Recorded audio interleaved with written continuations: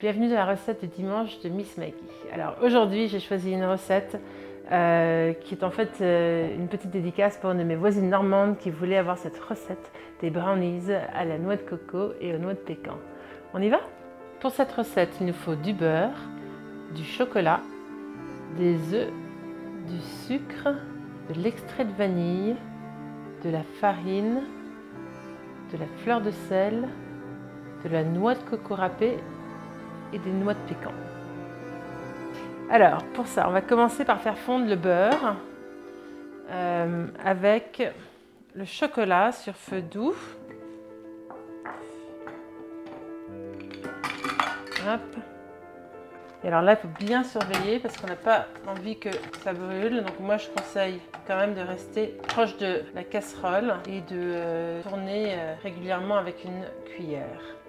Bien fondu. Regardez-moi ça, comme c'est beau. Ce mélange. On va le laisser ici un petit peu pour que ça refroidisse, quelques instants.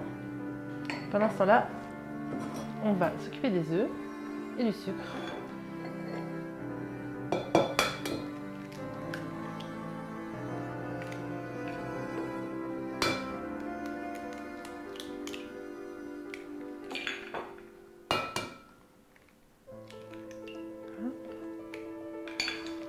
On les fouette légèrement.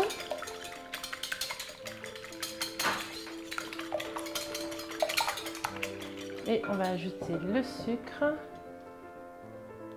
et l'extrait de vanille.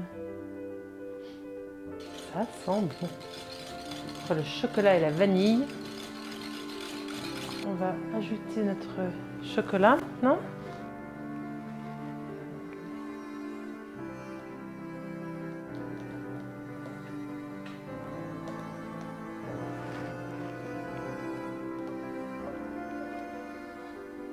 Mélanger un petit peu tout ça ensemble, doucement.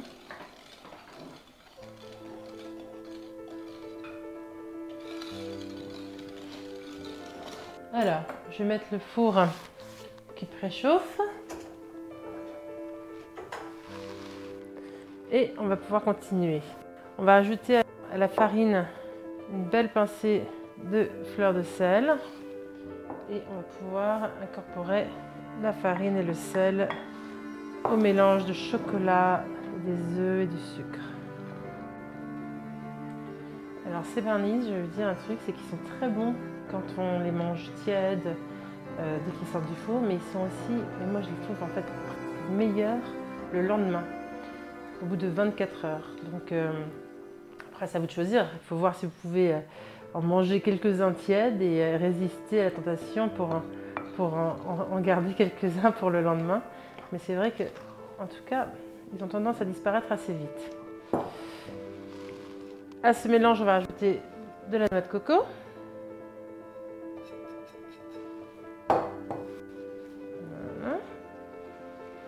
On incorpore bien la noix de coco au chocolat.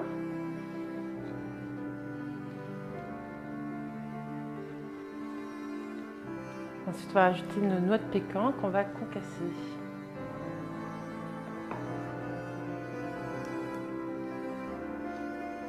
Moi je l'ai fait grossièrement comme ça, vous pouvez décider de le faire aussi si vous avez un couteau. C'est vrai que je trouve qu'à la main ça marche tout aussi bien. Hop, je mélange. On met de côté. Je vais préparer notre moule, on va les chemiser, donc c'est-à-dire qu'on va prendre un petit peu de beurre. Moi j'en mets de façon généreuse, partout sur les côtés, sur le fond. Ensuite je rajoute un petit peu de farine. Et là, je fais en sorte que la farine recouvre un petit peu le beurre partout. Maintenant, on va mettre notre mélange dans le moule.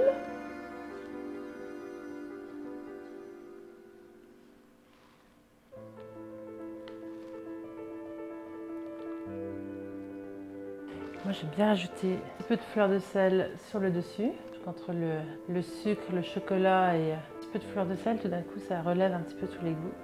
C'est très très bon. Et on enfourne.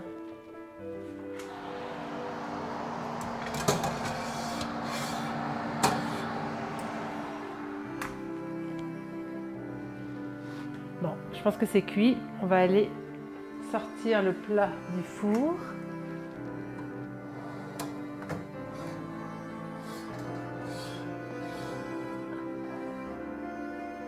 Et puis moi, je ne résiste pas. Je pense que je vais déjà goûter une petite part.